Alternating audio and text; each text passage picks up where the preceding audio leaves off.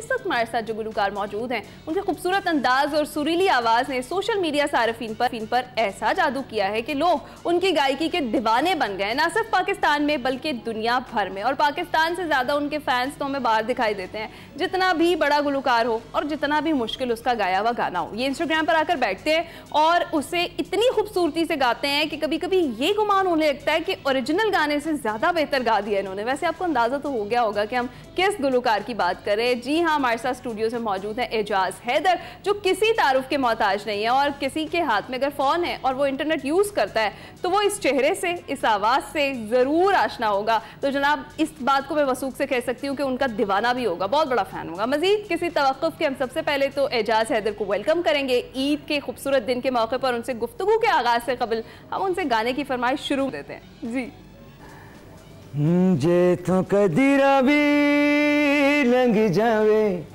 हयाती पंजाबी बन जावे, मैं बेड़ियां हजार तोड़ ला, मैं पानी विचों साह निचोड़ ला, रावी लंघ जावे हो।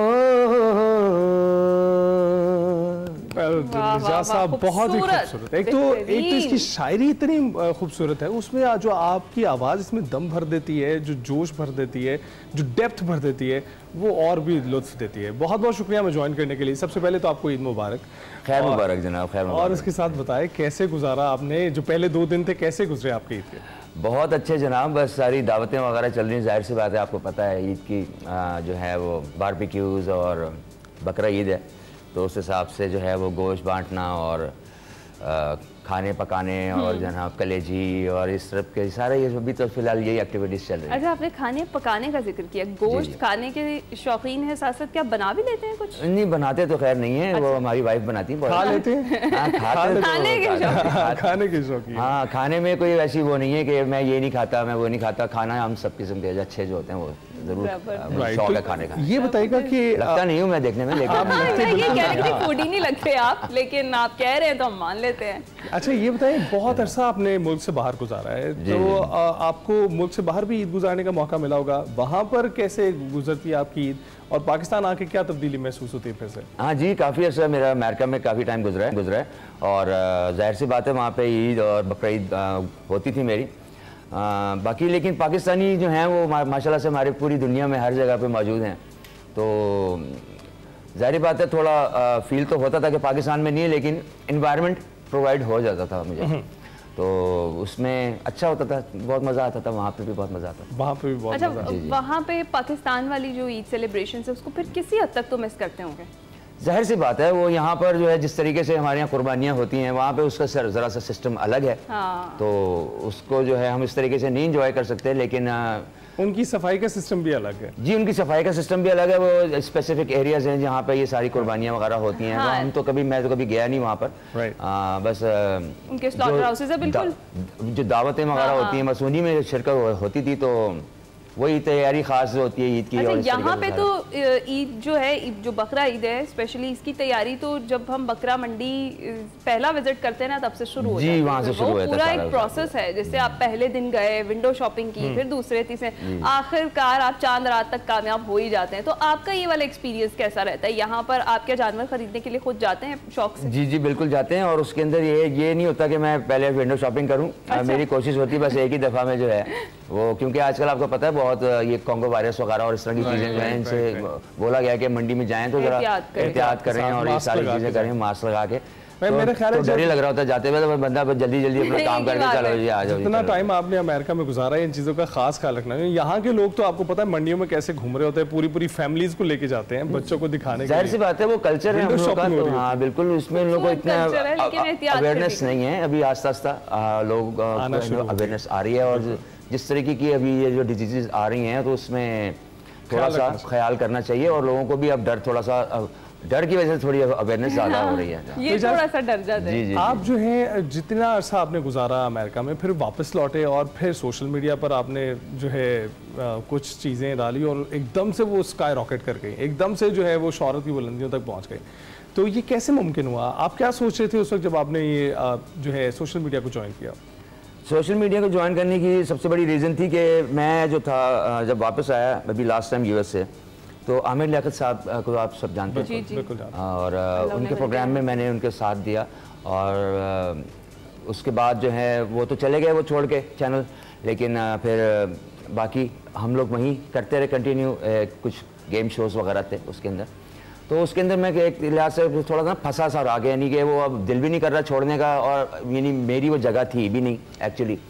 वो साइड पे बैठे होते थे हम, और जनाब उसमें से हमारी शक्ल भी कभी कभी दिखा देते होते थे वो, तो काम हम अपना पूरा कर रहे थे।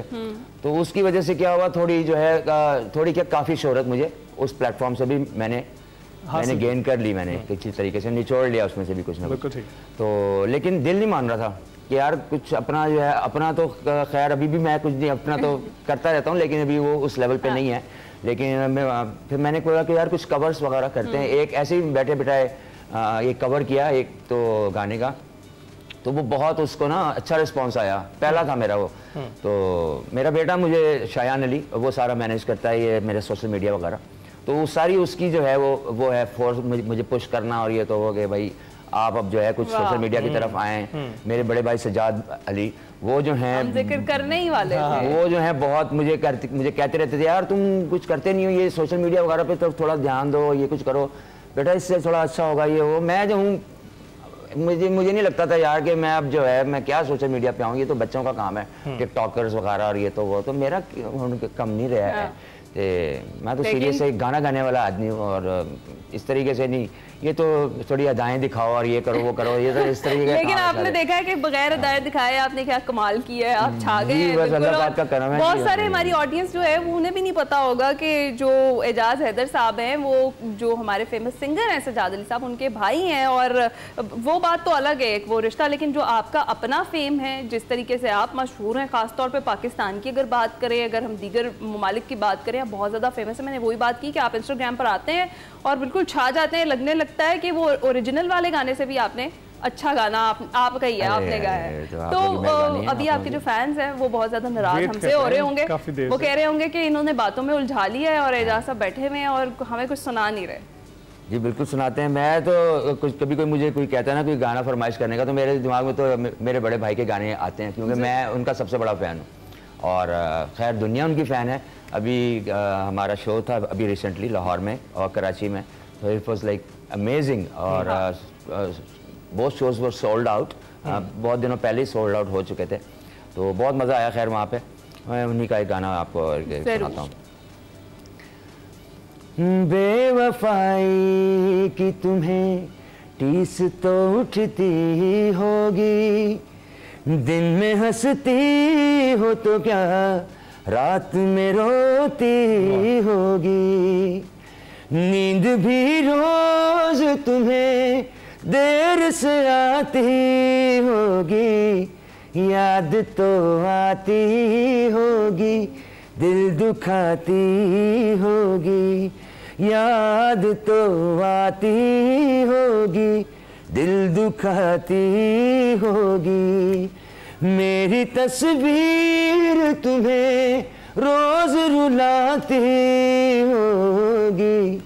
वाह वाह वाह, खूबसूरत खूबसूरत। और it runs in the family. मेरा ख्याल है जो आप लोगों की आवाज़ है, जो सॉलिड आवाज़ है, क्या रियाज की वजह से ऐसी हुई है या वैसी आवाज़ ही खूबसूरत मिली थी आपको, अता की गई अल्लाह ताला की तरफ से? जी इसमें मैं ये कहूँगा कि सबसे पहले तो अल्लाह ताला की देन है। मुझे बोलना भी नहीं आता था, घर वाले बताते हैं कि तुम उस वक्त से गा रहे हो, मुझे याद भी नहीं है कि मैं कब से गा रहा हूँ, तो ये तो एक चीज़ थी ही। फिर मेरे बड़े भाई सजाद भाई उन हमारे घर में एक इंस्टीट्यूशन पहले से मौजूद थी, तो उनसे बहुत कुछ सीखा, और उन्हीं को देख देख के शौक़, फिर इसको प्रोफेशन बनाने का भी जो था शौक़, उन्हीं को देख देख के वो किया, और बहुत सीखा उनसे, उन्होंने बहुत सिखाया। जगह जगह पे जो है वो अपना होती थी, अपना क्लास होती थी हमारी कि हाँ भाई इसको इस तरीके से कर लो, इसको यूँ कर लो, इसको यहाँ से हाँ ये। फिर मैं उस्ताद बड़े गुलाम अली खान साहब का बहुत बड़ा फ़ैन हूँ, मैं उनको क्लासिकल म्यूज़िक बहुत सुनता हूँ, तो उसकी वजह से मुझे मेरी सिंगिंग में बहुत इम्प्रूवमेंट आई, सिर्फ सुन के ही, क्योंकि गा तो हम खैर वैसा बिल्कुल भी नहीं सकते, कोशिश भी नहीं कर सकते उस तरह करने की, लेकिन वो जो सुनने से जो मेरी लिसनिंग इम्प्रूव हुई, उसकी वजह से मेरी सिंगिंग में बहुत इम्प्रूवमेंट आई।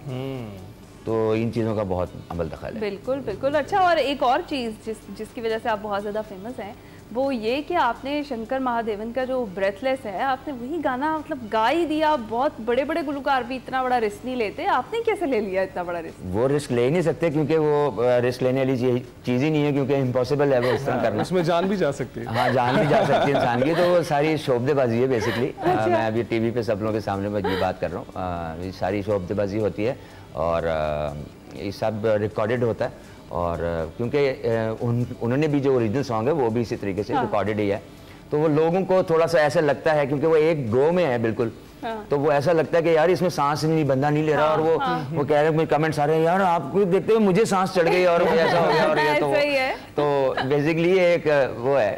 आपने सीक्रेट रिवील कर दिया, आपने खुद ही बता दिया कि वो जी रिकॉर्डेड तो बिल्कुल भी नहीं है। आप वैसे अभी बहुत सारे फनकार आप लोगों की पैरवी करते हुए ही आ रहे हैं। सज्जाद अली साहब के साथ भी हमने देखा कि कुछ क्लिप्स अभी शेयर हो रहे हैं। आजकल जो बड़ा नाम कमा रहे हैं निशान अली, वो उनको जाके पैर छू रहे हैं, उनके स्टेज पे जाके अकीदत से मिलते हैं। तो आप क्या देखते हैं कि नए जो गुलकार आ रहे हैं, इनकी जनरेशन कैसी है और इनमें किस चीज़ की जो है बेहतरी आई है और किस चीज़ में इनको काम करने की ज़रूरत है? अभी देखें काफ़ी अरसे से मैं जो देख रहा हूँ वो जो है थोड़ा सा म्यूज़िक जो है हमारा वो डाउनफॉल की तरफ जा रहा है। यानी कि म्यूज़िकली अगर आप देखें उसको, वैसे वो सोशली बहुत फ्लरिश कर रहा है, लेकिन म्यूज़िक जहाँ आप बोलेंगे ना, म्यूज़िक की जहाँ बात आती है तो उसके हिसाब से वो थोड़ा सा नीचे जा रहा है। यानी कि म्यूज़िकली इतना स्ट्रॉन्ग नहीं है जिसमें जितना होना चाहिए। लेकिन अब फिर कुछ थोड़े अरसे से नज़र आ रहा है, जैसे नए सिंगर्स आपने निशान अली का जिक्र किया और हमारे कुछ सिंगर्स असफर अभी बयान के जो सिंगर हैं वो, और भी कुछ लोग हैं जो इन्हीं के उन्होंने थोड़ा सा ये बताया कि नहीं यार अभी म्यूज़िक मरा नहीं है। और आरी सिंगिंग भी जो है, अच्छा सिंगर्स भी फिर से थोड़ा सा आने शुरू हुए हैं, वैसे आना शुरू हुए हैं। और अभी फ्यूचर में ये सारा जितना भी अभी पीछे जो भी जो बकवास हुई है ना म्यूज़िक के हवाले से, वो थोड़ी कम होती जाएगी अब। और अब जो है वो इम्प्रूवमेंट की तरफ मेरे हिसाब से आना चाहिए और आएंगे लोग। बाकी कुछ समझ नहीं आता है वो मौसीकी सुनते हुए ना कि कौन गा रहा है और कौन ये बजा रहा है। लेकिन आप जैसे जब सिंगर मौजूद हैं, आपके बड़े भाई जैसे सिंगर्स मौजूद हैं, तो हमें किसी किस्म की कमी जो है वो महसूस नहीं होती माशाल्लाह। बिल्कुल दिल नहीं चाह रहा कि ये खूबसूरत सी जो नशिस्त है इसे हम इख्तिताम की तरफ लेकर जाएँ, लेकिन करना है। हमारे साथ दीगर भी मेहमान मौजूद होंगे। आपसे ईद उल अज़हा का कोई पैगाम आप देना चाहें, आप कोई पैगाम दीजिए और उसके बाद फिर हमें कुछ सुनाते हुए हम ब्रेक पर चले जाएंगे।